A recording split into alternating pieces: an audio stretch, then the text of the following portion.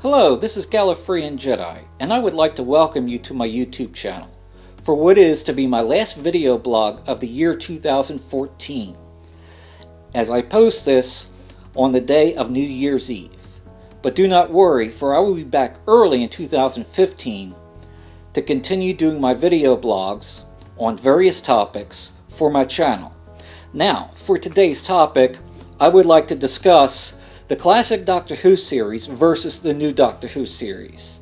And the reason why I'm doing this is in light of the Christmas special. I don't want to give away too many spoilers, but I saw the Christmas special, and there's some various topics and various issues that came up, and we concluded Series 8 of the new Doctor Who series. And I thought in this blog I would give some of my views on that, but I don't want to focus on that. That's just going to be a very minor topic, a very minor part of this blog. The main blog, I thought, since we finally conclude, because we're over the hill now for the 50th anniversary of Doctor Who, and as we saw the Christmas special, the last Christmas, concluding Series 8 of the new Doctor Who series, I thought this would be the perfect time to discuss my personal opinion on both series, the classic Doctor Who series and the new Doctor Who series. And I think if you've watched my previous Doctor Who blog, excuse me for that mistake, on the top 10 classic Doctor Who stories that I did, I had mentioned that I give out of 5 stars, I give the classic Doctor Who series 5 stars, 5 out of 5 stars. And for the new Doctor Who series, I give that 4 out of 5 stars. And there's a reason, because obviously it's no mystery that I love the classic Doctor Who series, and that's what got me hooked when I was a teenager. And getting into the new Doctor Who series, that renewed my interest after all these years, when the new Doctor Who series began. It renewed my interest in Doctor Who from the time that it went off the air in 1989, the classic series, shall I say.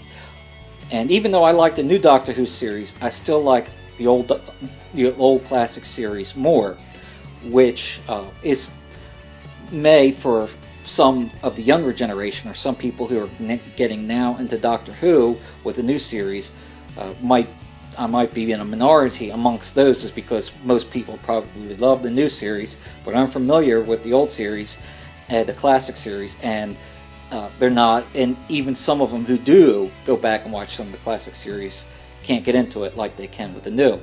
But I'm the opposite. I love the new, and I love the old classic Doctor Who series, and I even like the new. But in this blog, I'm going to discuss the details of why I love the classic Doctor Who series so much, even over the new series, and why is that so? What are the reasons for that so? And I'm going to split this blog up into 3 parts, and I'll just review that right now before I get into the details, and I'll explain why. In my first part, I'm going to discuss the reasons why I'm a diehard fan of the classic Doctor Who series, and give those reasons why I love the classic series so much. And then my second part, what I'm going to do is I'm going to discuss, excuse me here for a second, I'm going to discuss my critique of the new Doctor Who series and the issues of what I have against it, and my critiques, and the issues that I have that I am not too crazy about. That will be the second section. And then finally, in the third section, I feel that I should discuss what I like about the new Doctor Who series, because I do like the new Doctor Who series, even though not as much as the classic series. But being that I'm going to critique the new series, I don't want to leave this blog with the idea that I dislike it. I dislike the entire series, because I don't. And so I think that I should end it on some of the topics or some of the issues of what I like about the new series. So I think that would be helpful. But anyway, let's get back to the first part on reasons why I'm a diehard fan of the classic Doctor Who series, which ran consecutively on the BBC from 1963 to 1989. Okay, the first thing I want to discuss is, the first topic that I want to discuss, the reason why I love the classic series, is classic Doctor Who had hardcore science fiction stories which had a basis in real-life science. Now, I'm not saying, when I say that, I'm not saying that Doctor Who didn't have its elements of fantasy and concepts that are way out, beyond our knowledge of science. Obviously, that's why we call it science fiction. And science fiction is a subtext or it's a category, shall we say, of the concept of fantasy and mythology. So, there's nothing wrong against fantasy or mythology, but that the classic Doctor Who story did have those elements, but it was primarily you can't deny that it was science fiction at its core, and a lot of it had to do with trying to explain, even though these concepts are not proven or not accepted by all scientists, these theories, it still had attempted to explain things with real life science, like the TARDIS. The TARDIS, many people might think it's magical, that it's bigger on the inside. The classic saying, it's bigger on the inside than on the out. Small on the outside, it's a police box, and then you enter in, and it's this huge spaceship.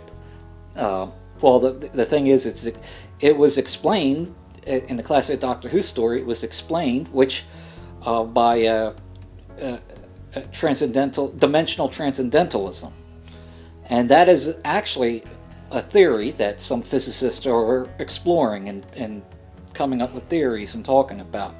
Well, that essentially what dimensional transcendentalism is explaining is that when you enter into the TARDIS, on the outside of the TARDIS, those dimensions are within our dimensions. The police box was within our dimensions. But when you enter inside the TARDIS, it's actually a separate, different dimension. That's why they refer to it as dimensional transcendentalism, and it's a technology that the Time Lords have mastered, and it's distinctly something that the Time Lords have mastered. Well, that's explained as science fiction. Also, too, with the time travel, theories of time and time travel, that too has a scientific basis, and also too the TARDIS traveling in time and space. It refers to a vortex.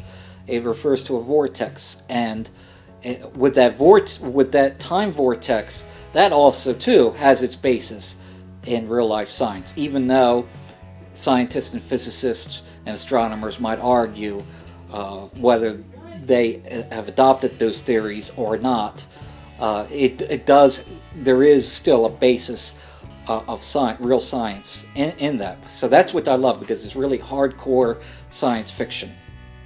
Okay, the second thing that I want to move on to, why I'm a diehard fan of the classic series, is classic Doctor Who relied heavily on storytelling and had some of the most complex, thought-provoking science fiction stories of all time. And that's probably one of the biggest key of why I love Doctor Who so much. Years ago, now, the new series in this past 2 decades, since 2005, because keep in mind that the new series started in 2005 and it's still going on today. But when the classic series was going on back in the 80s, that's when it was first brought over here to America and played on PBS. It wasn't played on the networks. This is long before cable television grew as big as it did. So basically you only had your handful of networks if you didn't have cable, and PBS stations were one of them, and that's really a minority audience, or a distinct audience that has. So most people did not know what Doctor Who was. If you ask the average person on the street back in the 80s what Doctor Who was, they would look at you like you're from another planet. But people who did know about Doctor Who primarily knew about it because I was into it. family members, friends, acquaintances, people I went to school with, high school with. And they were somewhat familiar with it because they did turn on the PBS stations on the weekend when they played the classic Doctor Who series on the weekend. And what they saw is this British program that had low budget and cheap special effects. And they couldn't understand it, so they laughed at me. They always used to say, "You're looking at this silly, stupid program, has cheesy effects, and it looks like it was put together by someone trying to do their first film in college." And I felt insulted, but I also felt, it was sort of like a compliment too towards me, because I saw the gem that was in the classic Doctor Who stories. That it was more than just, just some silly thing with bad special effects and horrible costumes or whatever. Yes, the classic Doctor Who stories. Did not have excel in visual effects because one of the kind of video technology that they used. This was before the days of computer and CGI effects, and they didn't have the budget like George Lucas did with Star Wars to make expensive costumes and visual effects. That was very hard, very difficult, and very expensive to do back in the day. But the thing is, what Doctor Who excelled in is the storytelling, the complex storytelling, thought-provoking storytelling, and that's what the gem of it was. And most people couldn't get that because a lot of Americans, when they go see a TV show or a movie, they want visual effects. They want to be stimulated visually and with action and stuff like that. Doctor Who didn't have any of that. It relied very closely, it relied heavily on the stories. It was very much like the classic Twilight Zone and the Outer Limits in the 1960s. If you've seen any of those, which I'm sure most people have in America, those series were in black and white, and they had no action and essentially no visual effects, at least none that were really up to date with what we were used to during the 80s and 90s and even up to today. So they had some really good, interesting science fiction and fantasy concepts that were told, stories that were told in those series, both the Twilight, because they were keep in mind the Twilight Zone and Outer Limits were both anthology series, and they told very compelling stories, but they were all based on storytelling, the essence of the story and the mystery and the concepts that were brought out in those series. They weren't relied on visual effects and visual stimulation. Well, Doctor Who is very much the same way. And Doctor Who had very complex stories. It's interesting. In England, in the UK at the time, throughout its run, they used to refer to Doctor Who as a children's show. And if seeing it over here, I've always related it as a very complex, for hardcore science fiction fans to really think more than just something as simple children's television show. But it shows you how America is, how it has evolved over the years. The kind of storytelling that children are used to hearing, the higher standard of learning and the higher standard of education was much more for the children in the UK during those years than it is now for children now. I mean, now it's like any form of complex storytelling just goes way over the heads of many youth, and all they're stimulated by is visually. They're stimulated by visually. Just look at things like MTV and stuff like that. There's no substance. It's just all visual stuff appealing to visual. But Doctor Who told very complex stories, especially about time travel. And that made you think deeply about things like the nature of time. Can time be changed? And et cetera, stuff like that. And somewhere in the new year, in 2015, probably early sometime, I'm going to be doing a blog on the nature of time in relation to Doctor Who. To discuss those theories, because all the theories on the nature of time and time travel, Doctor Who has incorporated. But I'm not going to get into that now. I'm going to wait until I do that blog to get into the details of that, all that stuff, the nitty-gritty of that stuff. But anyway, let me go on. A lot of the stories, like a lot of the stories of the Daleks and the Cybermen, the antagonists that the Doctor Who stories came up with, the enemies, the villains of Doctor Who, many of those antagonists were copied in other science fiction franchises. Nothing wrong with that, because, like the Bible says, there's nothing new under the sun. A lot of concepts get copied over and over again, and that's fine. We could see that through all various dramas, down through being told down through history and being told in movies and TV shows and novels, But things that get copied. Daleks are obviously they were cybernetic. They had an organic part of them, and they were based on Terry Nation, based them on the Nazi Germany. That they were a militant group who saw themselves as the supreme life. All life was below them, treating all life as cockroaches, and they saw a need. They had hate. That was their primary emotion, and they saw a need to eliminate all life that they felt was below them and to conquer the galaxy. Well, and in a lot of ways the Nazis were the same. They felt that the lower races should be annihilated or controlled, and they should conquer the world and take over the world, and their basis of philosophy was hate. So Terry Nation built the Daleks off the Nazi party.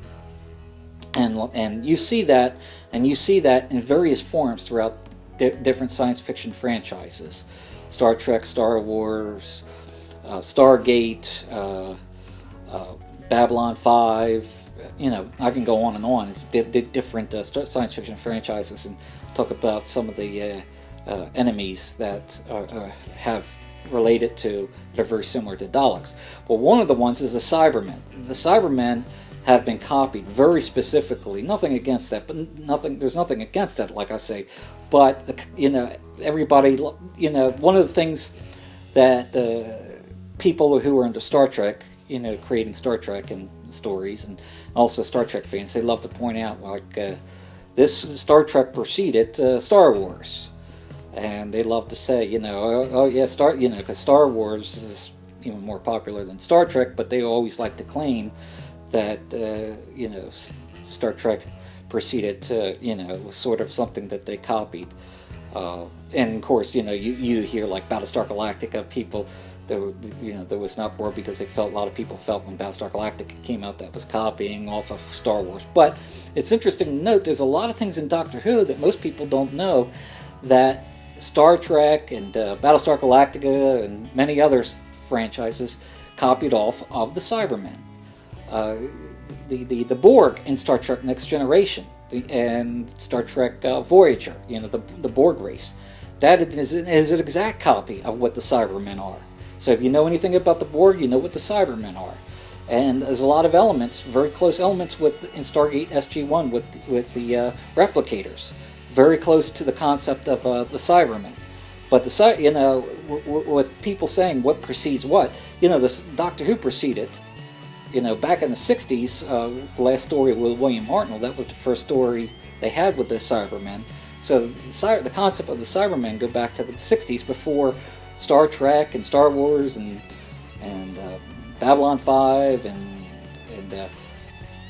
Battlestar Galactica and most of these other science fiction franchises even existed. So the concept of the Cybermen really came first. So a lot of these things copied off of that, and that's fine. But I just find that to make that note, to keep that in mind, that Doctor Who had a lot of great concepts that survive even to today, that are popular today and are copied. So anyway, to move on, one of the things I love about the classic Doctor Who series, it delved deeply into Time Lord mythology. Now, I'm going to list some classic Doctor Who stories dealing with that. I'm not going to list the ones because a little bit later in this blog I'm going to be listing the Doctor Who stories with the Doctor actually going to Gallifrey. So I'm not going to list that in this list, but I'll talk about the stories that dealt deeply with Time Lord mythology, and this is the reason why one of the reasons why I love the classic Who series so much. The Time Meddler, which was a William Hartnell story number 17, that saw the Doctor meet up for the first time someone from his own race who was trying to meddle with history in the 11th century. And so that's when we first get some mythology of the Doctor. Because remember, we didn't know the Doctor was a Time Lord at that time. We knew he was an alien, but didn't know anything about his race or where he came from. Well, the Time Meddler was the first story that really started to deal with that. Then when we jump over to the War Games, which was a Patrick Troughton story, that was Patrick Troughton's last story. That was story number 50. That's when we learn. That's when the Doctor reveals to us, because keep in mind, there was this alien race who had a warlord, and his chief and commander, the one who was helping him, was a Time Lord criminal, almost like the Master or the Time Meddler. Well, he was a war criminal himself, and they were taking various people from various wars throughout Earth's history and putting them in an arena to cause them to fight, and they were meddling with history, which is a big taboo for the Time Lord. So because a Time Lord was actually involved with those crimes, the Doctor eventually called his own race to intervene, and that's when he told his companions about what race he's from and who they are, and we learn about the Time Lords for the first time. When we jump over to the Three Doctors, and that was John Pertwee's story, that was story number 65. Even though it was John Pertwee, it had all three Doctors in it. It had William Hartnell, had Patrick Troughton, and John Pertwee. Had those three Doctors in it because that was the 10th anniversary story for Doctor Who. And in that, we learn about a little bit about the Time Lord history, even though the Doctor never went to Gallifrey in that episode. He did talk about what they did. They revealed a crisis that Gallifrey was going through, and the Time Lords broke their laws of not allowing someone to cross their own time zone, which allowed the three incarnations of the Doctor to meet so they can deal with the crisis. And the crisis was over Omega, the character of Omega. Omega was in Gallifrey's ancient past and the origins of the Time Lords. Omega was their solar engineer, and it was through his sacrifice that they delved into solar technology and solar engineering, and was able to bring the Eye of Harmony, the power of a dying star, of an exploding star, a supernova, that gave them the power to time travel. Well, Omega was lost. They thought they gave him up for dead, but his body was gone, but his essence, his mind, was still there in the black hole of antimatter. Now we jump over to Tom Baker, the brain of Morbius. I'm not going to go too much into that because I dealt with that in my previous Doctor Who blog on my top 10 favorite stories. But that was story 84, and it talks about the history, the dark history of the Time Lord past in Gallifrey, with Morbius as the major Time Lord criminal, who led a rebellion and tried to conquer the galaxy and alienated many races, like the Sisterhood of Karn, alienated them from their relationship with the Time Lords, and stuff like that. But I'm not going to deal with that because I've talked about that story in my top 10 favorite classic Doctor Who stories. The Image of the Fendile, Tom Baker story, that was story number 94, that dealt with sort of a legend, an urban legend, a Gallifreyan urban legend of a creature that is actually death itself, and it evolved to absorb life, all the essence of life in the galaxy, and it created death. It was a creature of death. It's the closest thing that we understand to something that it exists for death, because it absorbs all life, the Fendile creature. Well, the Time Lords were so afraid of that, what they did in their ancient past is they actually erased that planet. They put it in a time loop, erased it from the universe, and then erased all data from the Time Lord matrix of the existence of that creature. So in time, over the eons in Gallifrey, it became an urban legend, and the Doctor remembers hearing that as growing up on Gallifrey about that. It's sort of like a monster tale, the boogeyman you would hear about that kids are afraid of. But this is like the boogeyman of Gallifrey in the Time Lords, because the Doctor remembers hearing the legends and stories of the Fendal, and ends up we see in the story the image of the Fendal, that the Fendal creature is actually real. So that gets into a little bit of a Time Lord mythology. Underworld is very good. Same season. It was story number 96 with Tom Baker. That was dealing with the minions, if I'm pronouncing that. I have to get the pronunciation of that race right again, so I do apologize. Minions. They basically, how that deals with is, we all know that the Time Lords have a non-interference policy, just like you have in Star Trek, the Prime Directive in Star Trek, non-interference policy, where the Time Lords have something similar. Well, the Doctor discusses in that story, because the story is dealing with the minions and their search for their lost race, or their people that they're searching for that were lost. He discusses that the Time Lords encountered that race eons ago, and this is before their policy of non-interference. And the Doctor essentially told Leela that the Time Lords helped that race and gave them technology to better their civilization and to help them increase in knowledge and technology. But they increased super fast to the point that they weren't mature enough as a race to deal with that. And they still, keep in mind, they refer to the Time Lords as gods, because that's how they came. They were primitive, but the Time Lords gave them all this technology and knowledge, scientific knowledge. But eventually, they became warlike. They weren't mature enough, like I said. It's almost like going back to the Middle Ages, which they did a Doctor Who story about this. Going back to the Middle Ages, imagine giving them nuclear weapons. What would, a very primitive society, especially one that's bent on warfare and conflict, and nation states do with that are immature, dealing with weapons of mass destruction? Well, that's what the minions did. No one's did. They kicked out the Time Lords. They basically cut off the Time Lords from their society, and they went to war with each other, and they destroyed their own civilization. And after that, that's when the Time Lords decided the non-interference policy, that it would be wrong to interfere with the history of any civilization or to give them their own technology. And they're very guarded at that. They do not want to they learned their lesson from the Nines, and they did not want to make that same mistake again. That's why they were very guarded not to let any race close to their technology. Shada, which is not, I'm not counting that as one of the numbers of the stories, but that was because it was never finished and it was never aired, except for a DVD release that they had, because it was never finished at the time when the BBC went on strike, and they never finished filming that story. That was going to be the final story of season 17, but that was dealing with a Time Lord mythology.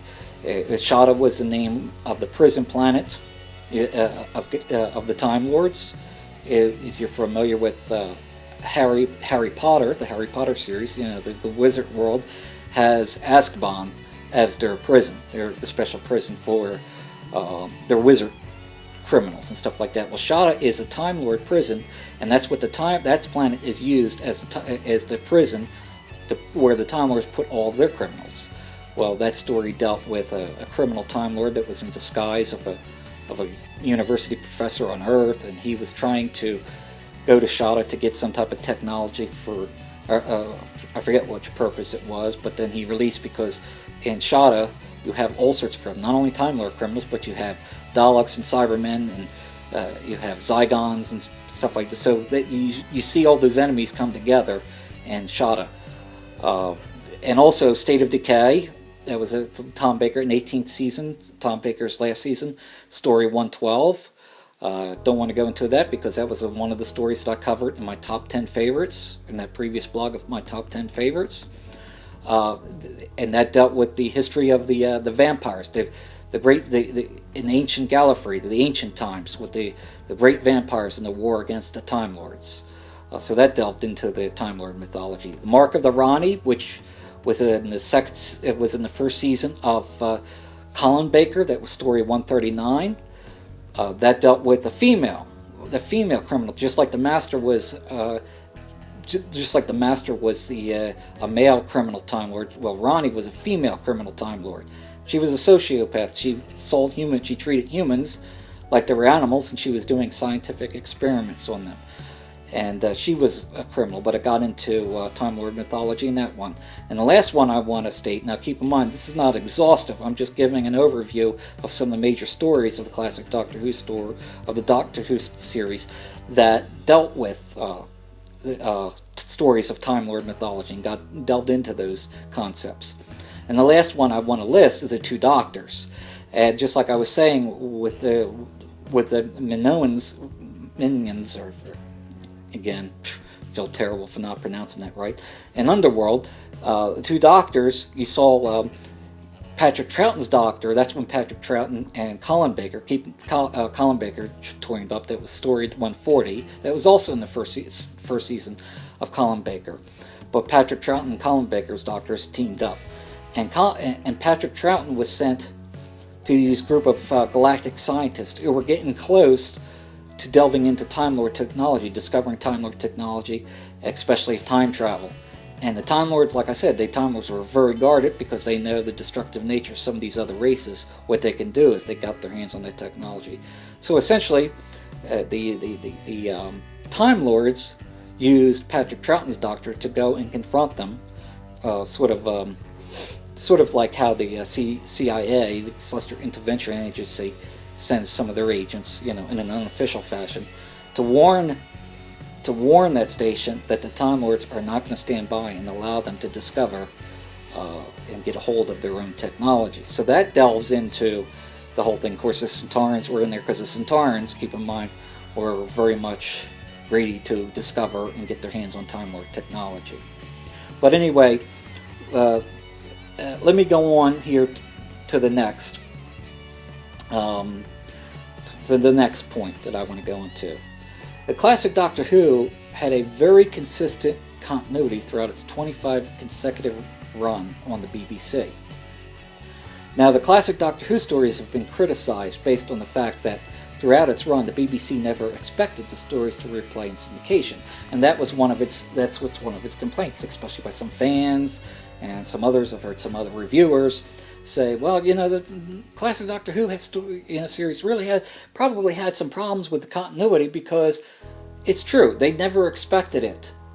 When they showed these stories in these episodes first run, they thought that was it. After that, they were never going to be viewed again.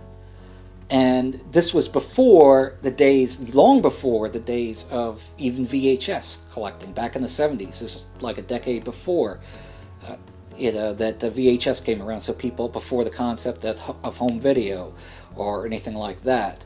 And they didn't play these episodes and these stories over. They didn't have really syndicated stations like we did, like what happened with Star Trek back in the 70s. It got pushed to syndicated stations and they played over and over again. Well, they didn't have that. So they weren't expected, a lot of these Doctor Who classic stories weren't expected to be shown in syndication and rerun. And syndication actually started when they started to send it out to other countries like America or Australia or Canada, but they didn't expect that. They didn't expect those stories to be in syndication in their own country, in the UK. That's why even some of them have been erased and disappeared. But in spite of that, the classic Doctor Who stories, ironically, have the most consistent storytelling and continuity in the canon of the Whovian universe. And in my opinion, that is true.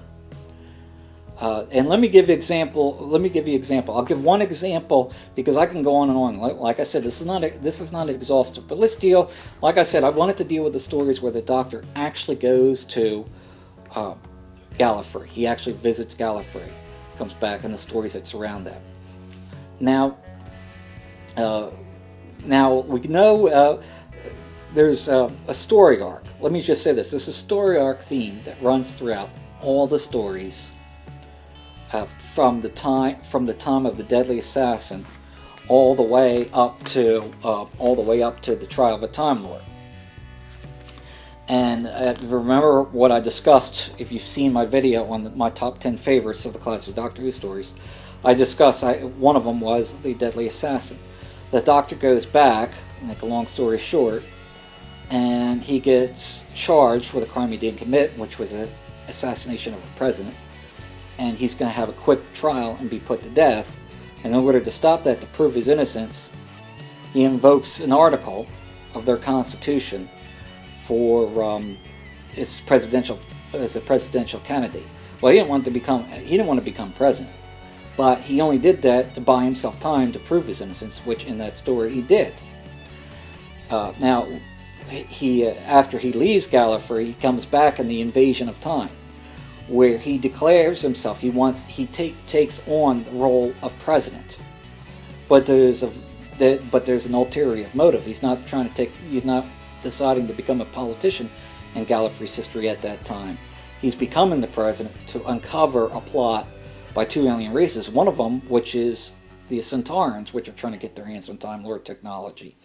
So that's why he wants to uncover their plots to take over Gallifrey and to stop them. That was his ulterior motive in the Invasion of Time.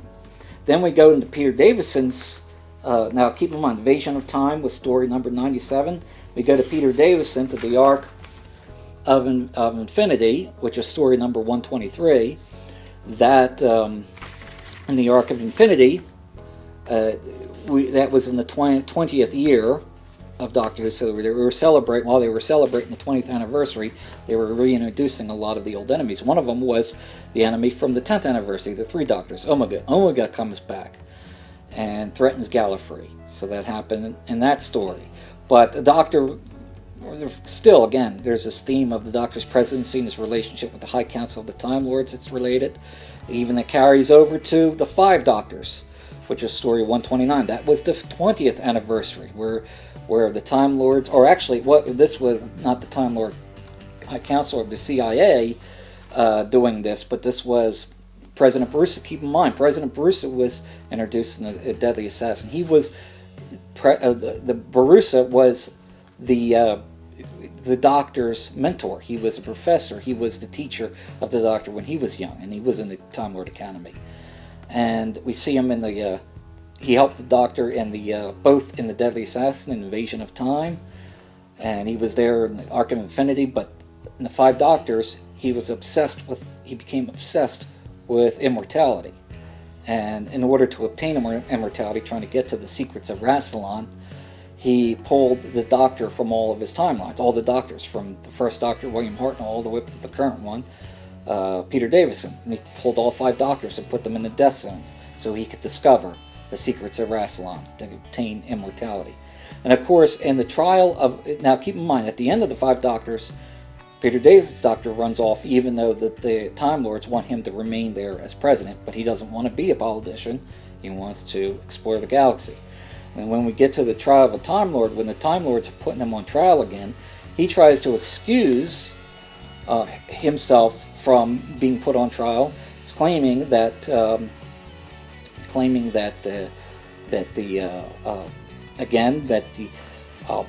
he was, since he's president, that he is immune or excused at that time from being put on trial.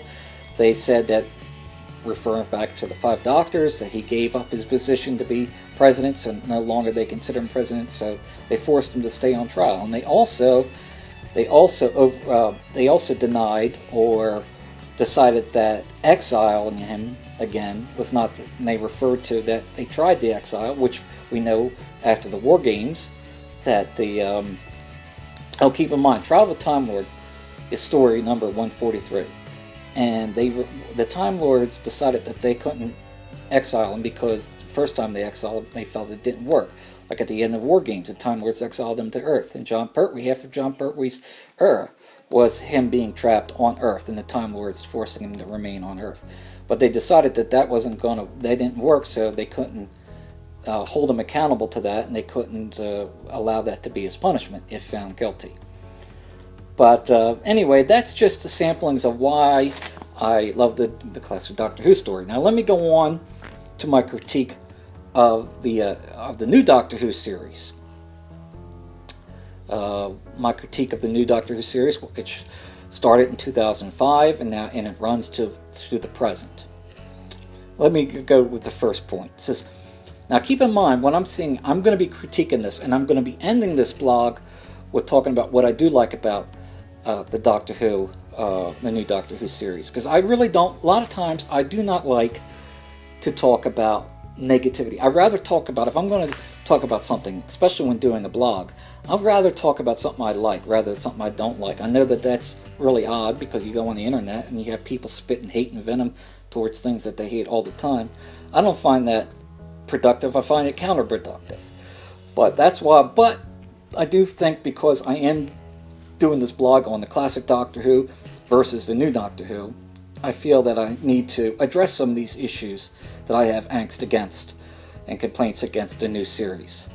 So this is the part that I probably will delve into some of the negative. That's why I will end it on the positive of what I do like about the new Doctor Who series.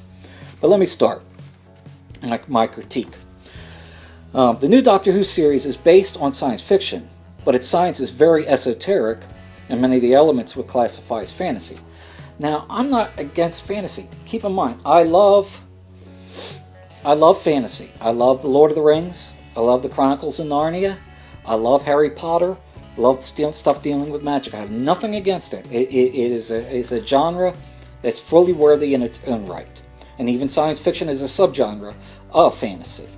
But the thing is, with a series that has a history based on being a science fiction story with real science, or attempt at real science, there's a lot of esoteric stuff in the new series, and it would classify more as fantasy, because fantasy, more in like the magical realm, or fantasy, magical realm, or I'm trying to think of the right word to say, fantasy or mythology. Like more what you would get like in a fairy tale than you would get in something that's based on science in real life. And like I said, I'm not criticizing the genre itself. I'm just saying that I don't think it belongs in a series that has its foundation in science fiction and real life science. But let me give us some examples. For the new stories, for the second series, the two-part second series finale with David Tennant, The Army of Ghosts and Doomsday. They had these people all over London, actually all over the world for that matter, were seeing ghosts, and they thought that these ghosts were loved ones coming back. But what they were is Cybermen that were in the midst of interdimensional. They were trying to pass through an alternate universe, and that theory is not as bad as the other part, which in the concept which they had was the other part was the Daleks were also trying to come through. Keep in mind the Daleks were supposed to be wiped out along with the Time Lords in the last Great Time War, but the Daleks were in a state. How they came through is the trying to think of what they refer to it as. The non-existent realm, the reality. They were in a machine that was supposedly spared you non-existence when you're in a non-existent realm. And I thought that was kind of weird, because when you get in the time vortex with the TARDIS and stuff like that, you're getting into concepts which are coherent of existence outside the time, the space and time realm, the space and time dimensions. You're outside of that, so that's coherent. But when they start talking about that in between the two-dimensional doors, the two-dimensional realms of both universes, our universe and the alternate universe, where these Cybermen are coming from, that the Daleks were able to come through this dome that they used to spare them of being in non-existence and a stasis where there is non-existence. And that gets very esoteric and gets weird. And I really don't think, in my personal opinion, that has anything to do with science. It could be more classified as fairy tale or fantasy, and nothing against it. I just don't believe that is coherent or kosher with a Doctor Who story. Shakespeare, in the Shakespearean Code, which was a season 3 David Tennant story, they had these creatures from the ancient times that use words as scientists use mathematics. And it's an interesting concept, but again, more belongs to fantasy than it does a science element, because in science, there's a purpose behind math. Math is real, and I don't think, even as much as I do love words, words are not math, and they don't equate to how math relates to science. And I'm not a mathematician, I'm very weak in math, but I do know that much about math and its necessity for science. And basically, these creatures use words for science. And I don't know if that's really kosher with Doctor Who.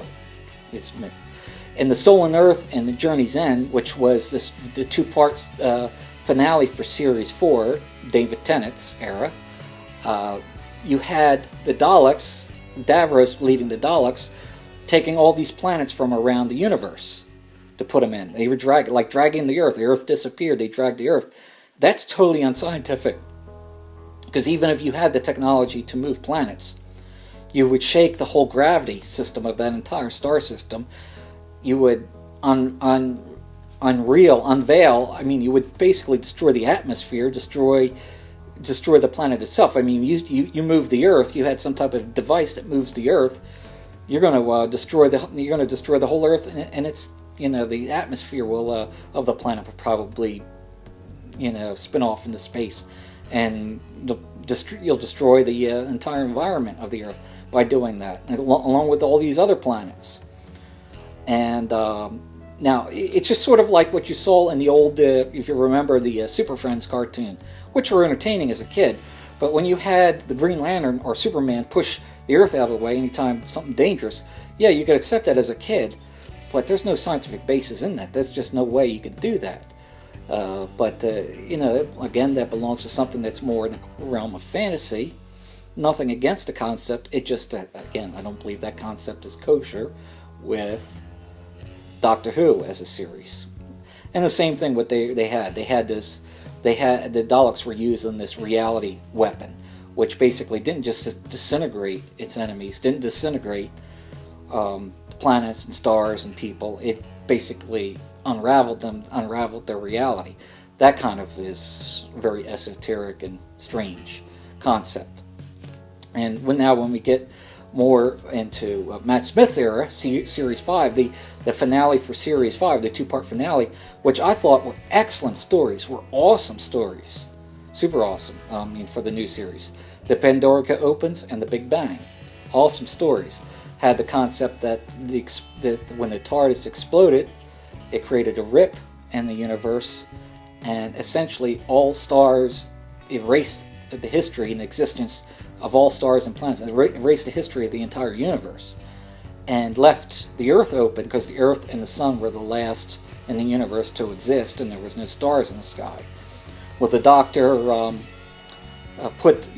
essentially rebooted the universe by going to the center of that explosion, and it rebooted and put everything back to normal, but it erased the Doctor's. In essence, what it did is it erased the Doctor's existence. And in doing so, it not just killed the Doctor, but it erased his entire existence. Now, how he was brought back is Amy Pond remembered his existence, and that brought him back. Now, again, it's probably a good concept for fantasy and elements of fairy tales and stuff like that. That you remember a loved one, you remember a friend, you can bring him into existence. But there's no scientific basis for that. I don't understand the writer's concept of science and that. So I wouldn't classify that as a science fiction, even though that I love those two stories, those two episodes, which brings the Series 5 finale. Although I love that story, the concept of bringing the Doctor back through remembering him, bringing him back to existence, surely through remembering him, it's more a concept based on fantasy and not science or science fiction. And that's what brings me, because I do want to talk about, like I said in the beginning of this blog, I do want to talk about The Last Christmas, the Series 8 Christmas special. And that was, if you have seen it, I don't want to ruin anything for anybody who's trying to go spoiler free and who hasn't seen the episode. But let me explain what did happen, if you want to bear with me. That in the story, the Doctor and Clara were trapped by these dream crabs, and throughout it, they were trying to fight these dream crabs and their threat to humanity in a base in the North Pole. Was frozen. Where they were supposed to be a science team up there, but they later learned that they were in a dream, and the more things happened, they were in a dream. They were a dream within a dream, and the Doctor discovered they were still in a dreaming, even after they woke up several times from the dreams that they thought that they had woken up, and they thought they were in reality, and yet they were still. The Doctor pointed out they were still in a dream. Well, that became very much became a lot like the movie Inception. If you've seen Inception with Leonardo DiCaprio, the concept where they were a dream within a dream, and and it asked esoteric questions. How do we know if what we are experiencing is reality or still another dream that's within a dream? And if you remember, just like at the end of the movie Inception, where they had a token, the theme throughout the movies, they had a little token that each person had, which they used. They knew what that token was, and they used that to determine whether they were really awake or still in a dream. Well, they had the same concept in the episode The Last Christmas, and what happened is that it was the Doctor. One of the dreams that they had, one of the characters in the dreams that they had, was a Santa Claus with a tangerine, and you see, and this Doctor at the end of the episode goes into the TARDIS with Clara.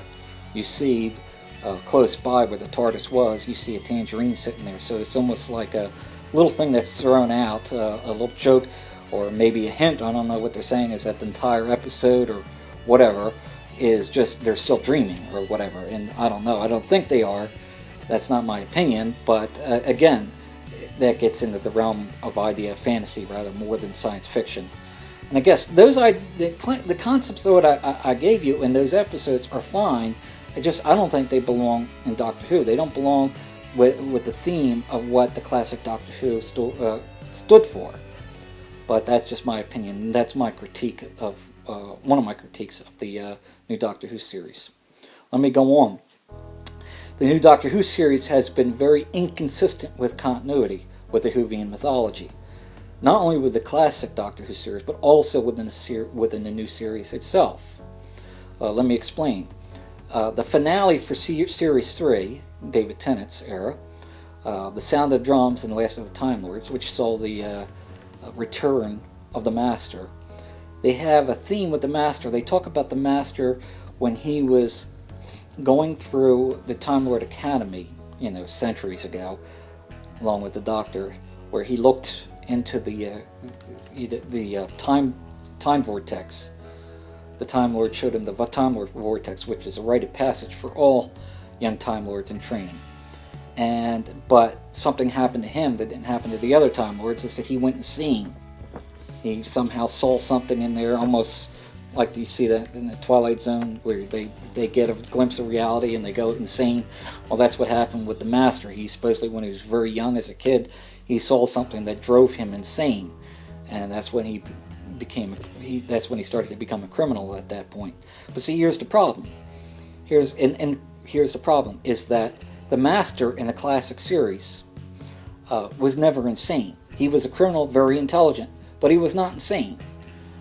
He wasn't somebody trumped up on schizophrenia or paranoid delusions like the Master was in the new series. And I don't like that. When I saw the Master in the new series, and that theme really plays out every time the Master is seen. And again, we see cases where the Master is constantly brought back after he's killed through some type of magic ritual. We see that in the End of Time, and again, that is something that we would see like in Harry Potter when Voldemort is dead. The Horcruxes are bringing him back, are able to bring him back. Or you have the same kind of concept with the Master, and I think that's too much fantasy for a science fiction show. Well, also the same thing, it's very inconsistent the, for the Master, because, like I said, he was an intelligent criminal, the Doctor's equal in the classic series. But in the new series, they have to be somebody mentally deranged, somebody who's schizophrenic and paranoid delusions and stuff like that, and he's not mentally right. That doesn't seem like the Master that we knew from the classic series. And I never liked how they dealt with the Master in the new series. He doesn't seem like the Doctor's evil. He just seems like a nut. A nut who needs to be controlled, not somebody who is feared because he's like an evil version of the Doctor, and very intelligent, and the Doctor's equal.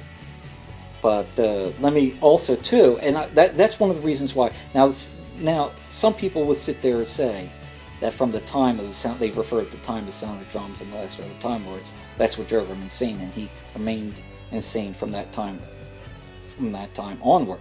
But the problem is that here, the inconsistency with continuity. They were saying that he was this way when he was a child the first time we saw the Master in the classic series. So how can that be? How can he become insane in the new series, but referred to that when he first became insane, and it happened before the old series when the Master was young and in Time Lord Academy. But but the Master that we know, that we get introduced to in the old series, the classic series, is the one that we love, the enemy that we love so much, the one who's very intelligent, smart, and equal to the Doctor. It's very inconsistent how they have the Master in the new series. And also at the End of Time, which was the series for Christmas special, that was the two-part David Tennant story. That was the conclusion of David Tennant's era because he regenerates at the end. One of the things we see is the Time Lords trying to come back from their destruction. As they're in some type of pocket, there's some type of in a time loop, a constant time loop, which is number one contradictory to the concept of the Time War, where they were destroyed. I think that that the Day of the Doctor corrects that. But in the End of Time, we see that the Time Lords trying to come out of their time loop and come back in the universe again, which would end the end of the universe and the end of time, and they explain that for the reasons why that. But the leader of that is Rassilon, and that's one of the things that not only blew me away, but really got to me. It just, I could not accept that, because Rassilon is an ancestor. I mean, that's sort of like having a story in modern day times and all of a sudden saying, well, people in the 21st century, they're encountering, people in England in the 21st century, they're encountering King Henry VIII. Well, King Henry VIII was the King of England in the 16th century, during the time of the English Reformation. We're dealing 500 years later now, in the early 21st century.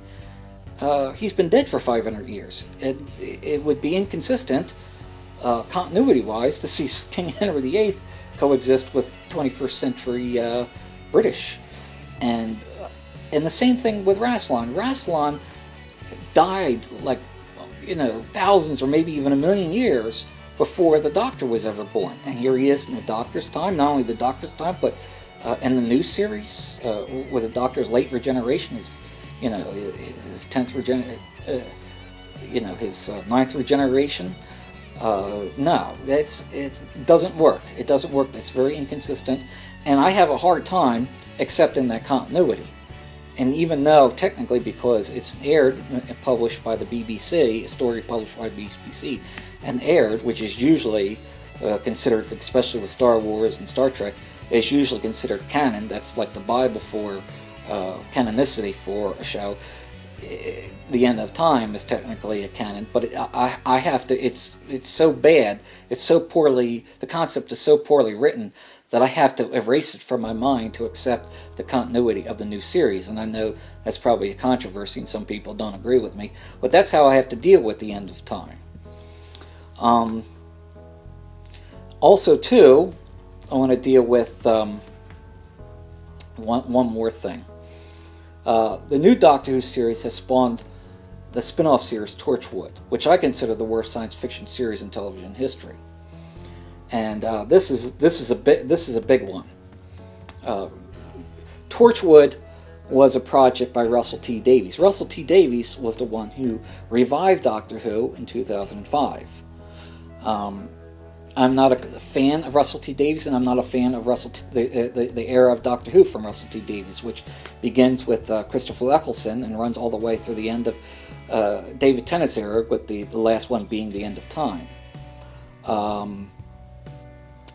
But Russell T Davies, after starting the new Doctor Who series, was quick to start Torchwood, the spin-off series. And when I first heard about Torchwood, I was excited. Wow, a spin-off series for Doctor Who. Later did I learn about Russell T Davies' worldview. As an evangelical Christian, I did not appreciate a lot of his views. I'm not going to go into some of his other projects, but a lot of his other projects talked about deal more with his atheist. As an evangelical Christian, I find offensive, but atheism, and not the fact that he's an atheist that bothers me. I don't have a problem with that, because there are other atheists who created some awesome stuff. Joss Whedon is one of them, and I love Buffy and Angel and the Firefly, and also his work with the Avengers and stuff like that. And I don't have a problem with Joss Whedon at all. But I do have a problem with Russell T Davies, just because of the material, how he treats it. He treats it very disrespectfully, essentially metaphorically spits on Christians, and tries to humiliate their worldview, and I don't appreciate that. And you get that most of all in Torchwood, and that's one of the reasons why I hate Torchwood. I think Torchwood was one of the worst science fiction. I would have to try to really think of something that's worse than Torchwood, but that's one of the worst concepts, and I'll tell you the reason why. Let me give you an idea of what Torchwood is. First of all, you have it's centered around Captain Jack Harkness, and he was a character that was first introduced on Doctor Who in Christopher Eccles's era, the first season of the new Doctor Who series, and he was introduced during Christopher Eccles's time, and he was played by John Barrowman. And I've never was crazy about his character. His character seemed strange. Which they did try to make him like a sort of like a playboy, trying a narcissist and a playboy. And I really never liked his character, but they tried to build his character up to be something that's big, a big character, something that would be a fan favorite. But he never was one of my favorites. I wasn't crazy about them. And then they had a story where they made him immortal. He couldn't die, which I thought was kind of strange. And then this is Russell T Davies' worldview, but they had him being multisexual. Keep in mind, I have nothing against gay characters or bisexual characters. It's fine. But they had him like a multisexual character. He would be attracted, want to have sex with anything that moves, any kind of creature that moved. And some of that just became a little bit too bizarre for me. Let me deal with some of the episodes and elements in the first season. Keep in mind, I watched the first season. I couldn't get any further than that. And I did a little research, which I will explain in a second, about the future seasons. But let me just explain some of the episodes I saw in the first season that really turned me off. They gave me a sour stomach. The first episode of the series, everything changes over the first season or the first series. I felt it had a lot of. It dealt with my criticism of that was with narcissism and apathy. I mean, right in the beginning, the team is trying to research a crime, a murder, but one has connected to paranormal activity, and they resurrect a person, which they can't keep him resurrected for long. But they only resurrect him for about a couple of minutes from death to find out how he was killed. They ask him who killed him, to ask him information. And he was terrified because he was dying, and he said there was nothing past death to look forward to. No reunion with his family or anything like that, just nothing. And he was terrified, and they could care less. Jack Harkness and his group could care less. They had a total apathy towards his fears. They just wanted to find out what was going on. and the characters they were introduced in that first episode. They were very narcissistic, only cared about themselves. Unlikable characters. And keep in mind, there could be some shady characters in a series, a science fiction series, that are very fascinating. That are written really good. That can be shady, but yet make you care about them, make them very interesting. Blake 7, which was a series back in the 80s, a BBC science fiction series, that had a cast of characters that was very shady, but they made them interesting. These people are just disgusting. They make you hate them, in my personal opinion. That's how the effect they had on me. Very narcissistic and apathetic towards people and suffering and towards death and fear and all that kind of stuff. The second episode, Day 1, had was very sexually gratuitousness, overly sexually gratuitousness. And keep in mind, I'm not a prude. I know, some people might say, oh, because I'm an evangelical Christian, I'm a prude. No, I'm not. I'm very liberal, probably more liberal than most Christians are around.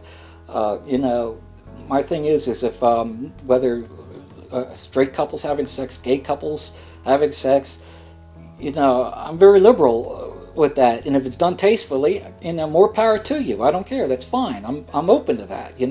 I'm fine.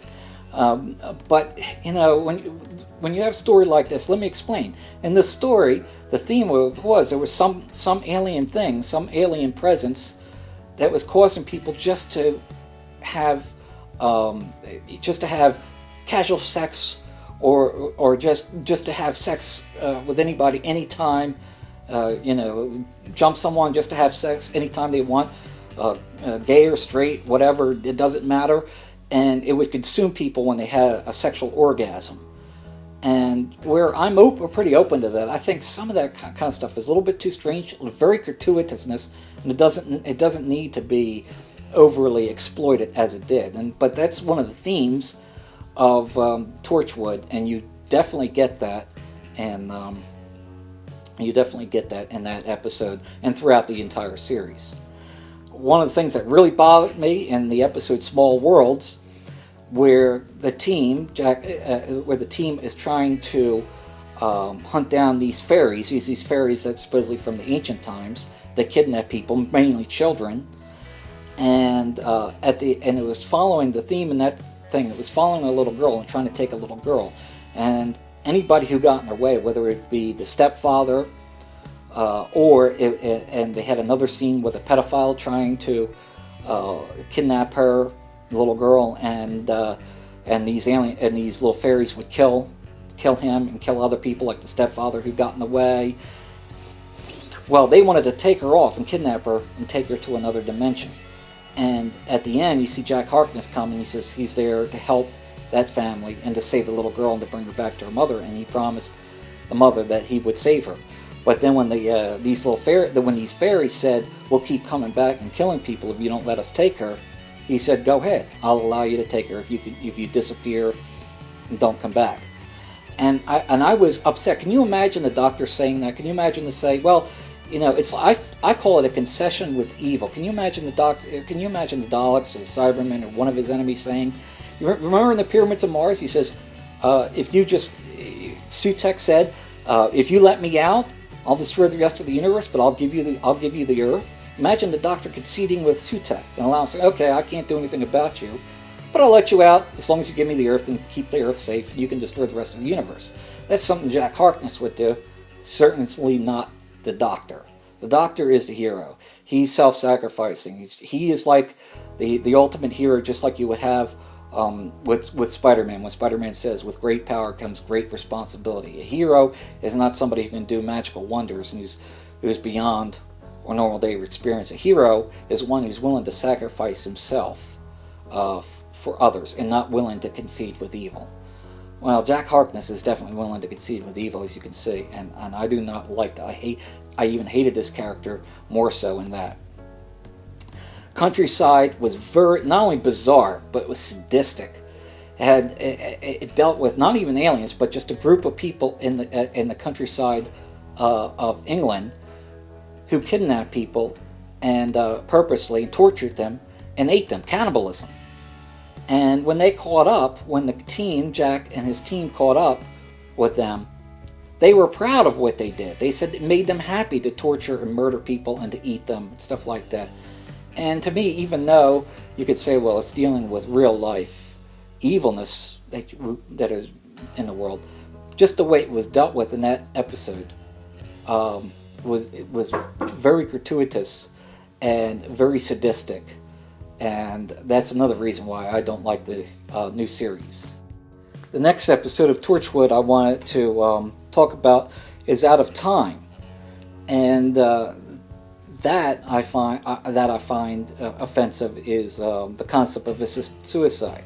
Give you a short synopsis of what Out of Time was. It was about a group of people from the 40s who were in an airplane and accidentally traveled through a time rift to early 21st century, to the modern year, and it was a family, it was a group, it was a family of people, and they were all trying to fish out of water, trying to find their place in society out from the time from the time zone or the decade that they were living in. Well, one of the characters that was in it, the male, the father, the patriarch or whatever, one of his sons was left behind, wasn't in the plane with him, and he wanted to find out what happened with one of his sons. Well, his son was old in a mental home and suffering from Alzheimer's and couldn't even remember that he was his father. Well, the man went into depression and decided to commit suicide. Well, Jack Harkness first tried to stop him, which sounds noble, but when he said that he couldn't live knowing where his son was. His son had Alzheimer's and dementia, couldn't even remember him. He didn't want to live anymore. He was so, he was so depressed. Jack even said, well, by dying, you're not going to, because again, it's Russell T Davies. Nothing beyond death. There's no hope beyond death. There's just nothing. He said you're not going to meet your relatives in the afterlife because there is nothing, which is pretty dark. And the man still wanted to die. And I just find that offensive, because we're not even talking about somebody who's terminally ill and who's suffering and you want to end their pain. We're talking about somebody who's healthy and is dealing with depression. And instead of helping that man find a way to live, because keep in mind, he still had a daughter that went through that time rift with him and who still needed him, and it was in that decade, he was still alive, young and alive, because she went with him through that time rift, and she needed him. She was his daughter, and she needed him. And instead, he was so depressed over his son, he forgot about the rest of his family who was with him, and he decided he wanted to die, and Jack assisted him. And I think that is perverse. That is a perverse concept. And again, I don't want to get into the whole concept of Kevorkian and, does a person have a right to die if they're terminally ill and they're suffering? No, I'm dealing with somebody who has total disregard for life and apathy to life, and has a very low view and a very low valued view of human life. But anyway, and of course, the last episode of that season, which I couldn't watch it anymore, End of Days, was very sacrilegious. And the reason is because, again, like I said, I don't have a problem with atheists writing stories, but they made it. Jack was going around in that episode talking about people of faith, people who believe in God or people who believe in an afterlife, refer to them as fools, idiots, talking very negative, like that they couldn't accept the randomness of life. Like the randomness of life is something to be cherished, as a concept and a value, a virtue to be cherished. And I personally don't. But the way it's not so much the concept, but the way it was dealt with, the way the character of Jack Harkness dealt with it just made me hate his character even more. One more thing I want to discuss. Keep in mind, like I said, I did some research because it was so bad I had to stop. I felt I couldn't watch it anymore. But anyway, I read some of the future seasons and found out some of the things, and some of the things totally shocked me what they got into. And okay, let me talk about real quick, because I don't want to go too much more into Torchwood. I've said enough, and I wasn't even going to do a blog about Torchwood. I just thought that I'd include that because of I'm dealing with the new series, and that is a product of the new Doctor Who series. And it almost ruined, watching Torchwood almost ruined my enjoyment of the new Doctor Who series. But I won't go any more into that, but let me just say this. Oswald Danes, the character of Oswald Danes, he's a character introduced in Series 4 of Torchwood, which was the series, that season had the theme, or was subtitled, Miracle Day. And this is this is what I have against this character. Okay, he's the season's main protagonist. Keep in mind, he's not a minor character, he's not a villain, he's not an antagonist, he's not a minor character, not even a minor protagonist. He's one of the team major characters for that season. So keep that in mind keep that in mind when you listen to what I'm about to say. Give you the quick bio of his character. Okay, this character, Oswald Danes, he's a pedophile. Let's start out with that. He's a pedophile. He molests children. He has a history of molesting children, and he's also a child murderer. He's in prison, or death row, because he raped a 12-year-old girl and then murdered her. And when he was on trial for his life, trial for his crimes, he revealed himself as a sociopath. He showed himself to be a sociopath because he said he was proud of that crime, and raping that girl and murdering that girl gave him the most pleasurable experience he could ever have. So he's proud of that, and he's very unrepentant as he's scheduled to be executed for his crimes. Now, I haven't seen that series, and just that alone, I refuse to see that series. But that is so disgusting. And I remember reading online about John Barrowman, the actor John Barrowman, who plays the character of Jack Harkness. I remember reading some of transcript from a convention, Comic-Con convention, when they were trying to promote that season at a Comic-Con convention. And John Barrowman says, I know most of you are going to have so much distaste and hate for this character, but have an open mind, because once you start watching him, you're going to love him. And it's like my mouth dropped open. It's like, I'm not reading this. This has got to be wrong. Because it is so deplorable, so disgusting that you would have a character of that evil, of that depravity, being a main character, and then for the people like Davies and John Barrowman to be promoting that show and that season in particular, with a character like that as their main hero, as their main protagonist, tells you all you want to know about Torchwood and how I would feel about Torchwood. To me, the series is depraved. In my opinion, I know there's people out there who might like it. I don't want to tell you that you're wrong or something's wrong with you. I'm just saying how I feel about it. It's depraved. It's coming from a very antagonistic worldview, and it's coming from a very narcissistic and a very, how shall I say, something other than depraved. It's coming, from a nihilistic, that's probably nihilistic point of view. And that's the thing that I'm upset about. It'd be one thing if Torchwood was its own thing, but being connected to Doctor Who and having that kind of depravity and a nihilistic worldview, it just sickens my stomach. And like I said, it almost ruined Doctor Who, and that's one of the reasons why I don't like the Davies era. I like more of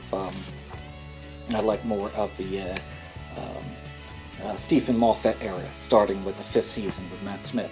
But that gets me to my last section, which I really want to go through because I've been a while on this blog.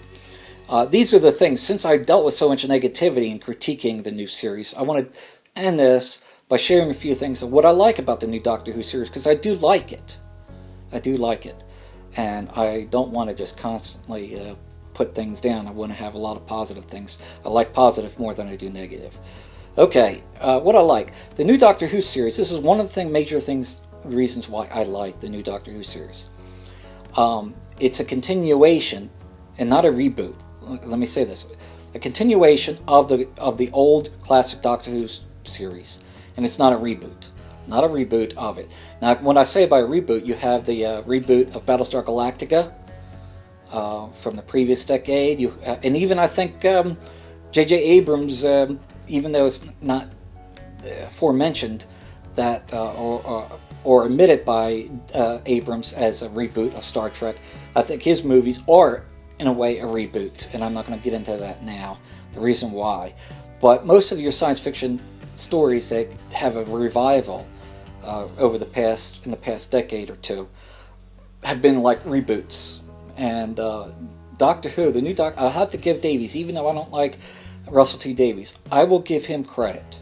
There's something good about him, because I will give him credit for not making it a reboot, for trying to continue, because he was a fan. He claims to be a fan of the classic series of Doctor Who. And I will give him credit. I will tip my hat to the fact that he made this a continuation and not a reboot of the classic Doctor Who series. In the episode Smith and Jones from Series 2, David Tennant, he meets Sarah Jane Smith again from the classic series. And he meets Sarah Jane Smith, and they discuss, David Tennant's companion discusses with Sarah Jane Smith all the adventures that she had with John Pertwee's Doctor and Tom Baker's Doctor.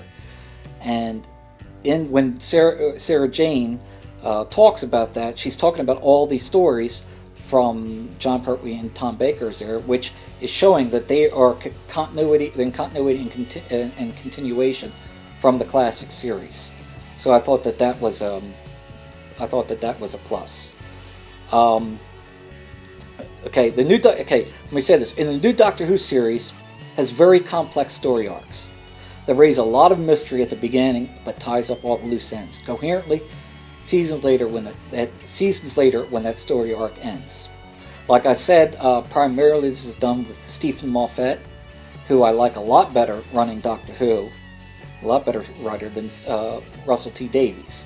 Stephen Moffat and Series 4 of Doctor Who, still David Tennant. He did write a couple of great ones, because there were some good stories from Russell T Davies' era as a Doctor, from Christopher Eccleston and David Tennant. Those are the eras that Russell T Davies ran Doctor Who. But Silence of the Library, the two-part story, Silence of the Library and Forest of the Dead, which were two-part stories in Season 4, Stephen Moffat wrote. And I thought that they were an excellent story. But a story that wasn't written by Stephen Moffat from Series 3 of Doctor Who, David Tennant's era, Human Nature and Family Blood, I thought that they were incredibly good. Very incredible concepts, which I don't have time now to go into the stories of those. But there were some stories from Russell T Davies' era that were really good. I don't want to put down the whole era. I do like it. But it's probably less of a favorite of mine. From the classic Doctor Who stories from and then Stephen Moffat's era of the new series, probably Russell T Davies is my least favorite era of Doctor Who. But I just want to say that those stories, as examples, are some showing examples of stories that I do. There is stuff I like from the Russell T Davies era that I do like. But the example I want to give for Stephen Moffat, this is what's brilliant for the new series, the Trans-Allure Saga. And starting from the episode 11th Hour, which is the first episode of Matt Smith in Series 5, and culminating in Series 7 with the finale, The Name of the Doctor, the 50th anniversary, The Day of the Doctor, that was the 50th anniversary special, and the Christmas special, which was Matt Smith's last story, The Time of the Doctor. And you have this whole Trans-Allure Saga beginning, and there's themes and stories and characters and antagonists and protagonists, and all these stories are woven together. And when you first start out with Season 5 and you're watching the episode, and even carried after most of the Series 5, Series 6, and even Series 7, a lot of these things are mysteries, and you have no idea if they're ever going to make sense. But when you get to The Name of the Doctor, The Day of the Doctor, and finally The Time of the Doctor, all the loose ends are tied up. And then you can look back, especially after you see Time of the Doctor, you can look back at all three seasons of Matt Smith's era, and see how everything ties together. That's brilliant. Stephen Moffat is brilliant doing that, and I'll tip my hat to him. So those are, let me say this for the last part. Also, the new Doctor Who series continues to excite and stimulate the imagination as the classic Doctor Who stories did.